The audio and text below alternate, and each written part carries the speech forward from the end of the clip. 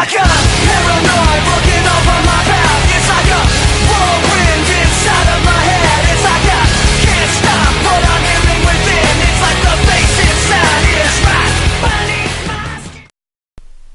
Hey guys, how's it going today? KDUBZ here, bringing another Wi-Fi battle. Now, I'd like to thank everyone who supported me on my last uploads, my 50th battle upload. I thank you guys for that. If you guys haven't checked out that battle already, it's on the top left of this video. There's a button you can go click on there. There will be a link in the description leading that video.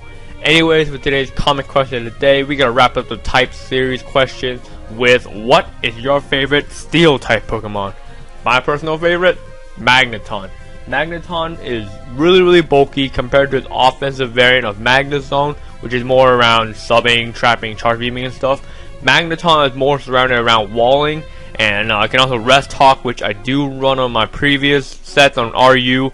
Overall, Magneton is a great wall. So what is your favorite steel type Pokemon? Please comment below. Anyways, for today's match, I got an OU battle. I haven't fought OU in a while, so this is one of my older teams. I haven't made really any new teams, so I decided to just bring kind of an old team that I've used into this match. I'm battling against TheColosseum09. His link will be in the description, and let's look at his team. He's bringing a generic Sun team with a lot of Sun abusers in the form of Arcanine and Magmortar, which are in the lower tier other than OU, but they can also be very powerful. Now, Chansey, of course, is most likely with the walls, and Dragonite I would have to watch out because Dragonite, if it has the Dragon Dances, can be a big offensive threat. Now, I'm gonna leave with Rotom Wash because I figured in his team doesn't have anything to take Volt Switches. He doesn't have a ground type, doesn't have any Lightning Rod Pokemon, so I might as well just to see what he's gonna lead off with. He's gonna lead with his Fortress, and that is fine because I can break his Sturdy with the Volt Switch, and I'm predicting probably he's gonna set up hazards and stuff. But unfortunately for him, I do get the crit, and that is a sizable chunk. That almost knocks down his Sturdy. That's amazing power. And I'm gonna bring in my Kevin, the Infernape. This is a choice banded Infernape, and this Infernape is basically extremely powerful. He's gonna leave in his Fortress to die after he sets up his Stealth Rocks, which is kind of a good choice because it lowers my defenses, and now he can bring in something to counter the close combat on my Infernape. He's gonna decide to bring in his Ninetales here, which is kind of weird, but at the same time, he needs to get his Sun up pretty early, and his team overall didn't have too much to take close combats. He's gonna bring his Arcanine out to get the Intimidate off, lower my attack so that my close combats won't be doing so much. And look at that, it doesn't even KO this Arcanine, it does only about a little under half. And he also has leftovers, so I'm definitely not going to be able to KO this thing. Knowing that, I'm going to switch out here, go into my Rotom Wash again, knowing that he can't take any Volt Switches, and he doesn't have anything too much like Hydro Pump other than the Sun resistance.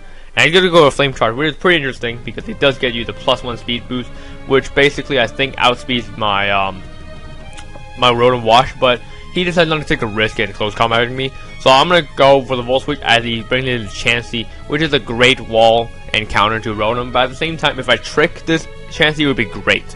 Now, I'm going to bring in my Skarmory, knowing that I can set up hazards all over this thing. If it clears Flamethrower, I can live at least one hit from this thing, and he knows that. He's going to switch out right into his Dragoon, the Dragonite, knowing that he won't be taking any Stealth Rock damage right now, and he can set up all over my face if he's the Dragon Dance set. If he's a Choice Band set, he can, I think, 2-hit KO my Skarmory, and he shows me right here he does go with the Fire Punch, which is quite threatening because that's a 2-hit KO on my Dragonite. Now I'm going to go for Whirlwind, predicting him to go for Dragon Dance, thinking that he's a Dragon Dance set, but no, he shows me the Choice Banded set, which is quite good for me because that means he can lock himself into a move, and I can bring a safe counter to whatever he locks himself into. Now he's going to bring his Ninetales now. I'm going to leave in here as Skarmory basically to die most likely because he has so many Fire Pokemon. I'm going to go over Whirlwind to get some more Stealth Rock damage going around, and I drag him into Chansey. Now, Chansey is quite a thing I need to take out because Rotom Wash won't be able to do much damage to his team with Chansey hanging around here. Now he's going to go for the Seismic Toss. Does about 100 damage to me, which does exactly 100 damage in fact. Going to go for a third Whirlwind, get some more damage, Stealth Rock damage before my Skarmory has to die. Knowing that my Skarmory will die next turn, there's really no point for me in switching out. Skarmory is such low HP, he's going to die as death fodder for a hit, probably if I do decide to bring it in again. So he's going to go for Dragon Dance now, which is quite threatening. He is not the Choice Banded set, and that's really scary. Now here I should have went for the Whirlwind, to be honest, but I went for the Brave Bird just to get some damage off him. I do some decent damage on this Dragonite, but now that he has a 1 Dragon Dance up, this thing's going to be a threat. However though, my Rotom Wash is scarfed, and it does carry the HP Ice, so I'm going to bring in Road and Wash now, knowing that I can easily outspeed this Dragonite, knowing that it probably doesn't carry 252 speed. Sorry for my cough, so I'm kind of little dry on my throat, but I'm going to kill the Dragonite with the HP Ice, easy going to kill it, clean it out. He knows that I'm Scarf now, so he's going to bring his Magmortar, knowing that I'm locking into Rotom, locking into HP Ice, sorry, and then now I'm going to bring in my Latias, knowing that I can basically wall this Magmortar all day, every day. He's going for Barrier, which is really interesting. Definitely not the Choice Scarf set, definitely not the Substitute set, most likely. And Barrier is a very interesting move. Ups your defense by 2 stages, and that can be a big problem. Now, I got confused right here. Didn't know that he had was a Substitute Calm Mind set, because most of them are usually Calm Mind, Recover, Dragon Pulse, and HP Fire, but I don't carry the HP Fire in the Latias. I carry Substitute instead. Now I'm going to go for +1. He's going to go for Lava Blue, hoping to bring my sub with it. But I'm at +1. And even though it is in the Sun, Stab, Magmortar is epically powerful, I have +1. And Latias has really good special defensive bulk, so that's not going to do anything. He's going to reach out, knowing that he doesn't want to take in Dragon Balls or anything. So he's going to bring in Chansey, which easily is going to wall me all day. And I'm going to go for a second Calm Mind, hoping that I can hit something. Because all he can do is Lava Blue me. I can sub down all the way I want.